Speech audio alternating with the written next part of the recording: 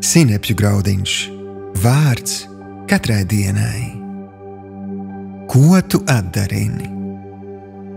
Šodienas rakstu vieta. Tāpēc esiet Dieva atdarinātāji, kā viņa mīļotie bērni, un staigājiet mīlestībā, kā Kristus jūs mīlējis un jūsu labā sevi nodevis Dievam par upura dāvanu, par jauku smaržu. Efeziešiem 5. nodaļa, 1. un 2. pants.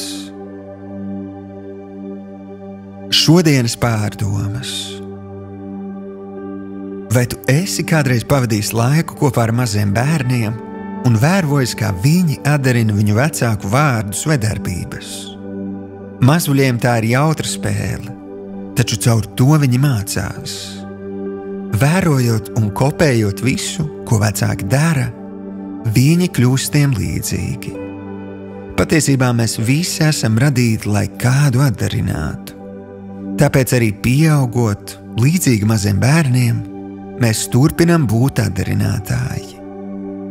Daudzi no mums atdarina to, ko redz pasaulē, ziņās, mēdījos, taču Bībele māca, ka mums, kristiešiem, jābūt Dieva atdarinātājiem un jāseko viņa mīlestības paraugam. Ja tev dzīvē nepieciešams pārmaiņas, iespējams, tev nepieciešams mainīt to, ko tu atdarini.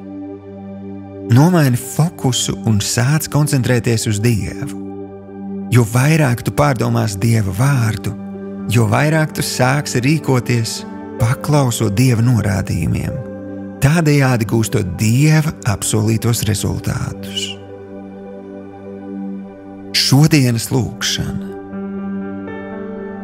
Tēvs, piedod, ka esmu dzīvojis ar nepareizām prioritātēm.